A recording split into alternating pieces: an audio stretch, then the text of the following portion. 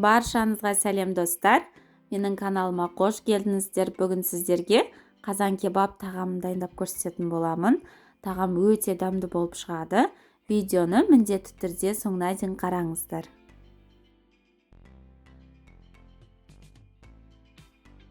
Ең алдымен жуылып тазаланған картопқа дәміне қарай тұз, бұрыш, паприка салып, жақсылап араластырып аламыз.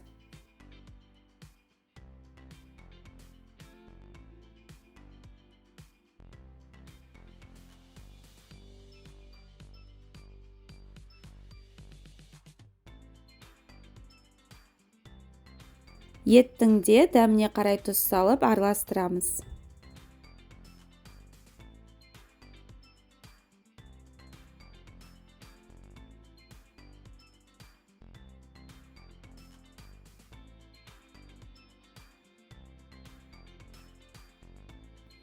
Қызып тұрған қазанға сұйық майды құйып, алдымен картопты салып, қатты отта қызарғанша қуырып аламыз.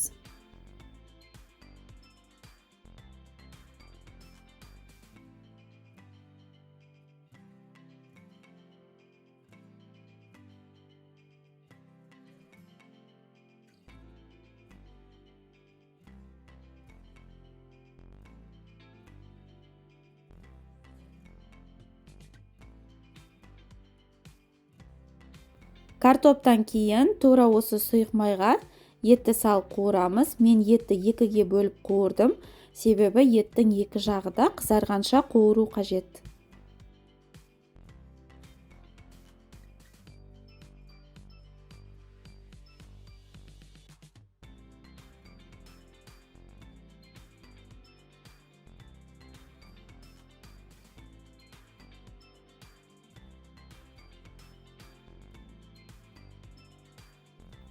Қазанға етті қуырған сұйық майды сүзіп құйдым. Онан соң ең алдымен үлкен сүйектерді, кейін картопты, оның бетіне кішкене сүйектерді жайғастырып, бетінен су құйып, шамамен 1,5 сағат баяу отта пісіреміз.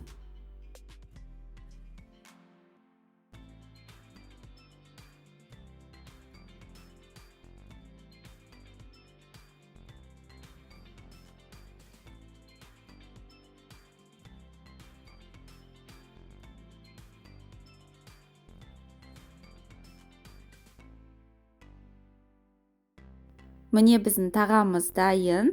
Тағамды жасау өте оңай, өте дәмді болып шығады. Сіздерге міндетті түрде жасап көруге кеңес беремін. Сіздермен бірге болған Балзаяқ жол. Егер де сіздерге видео ұнаса, каналға тіркеліп, лайк басып, комментарий қалдыруды ұмытпаңыздар.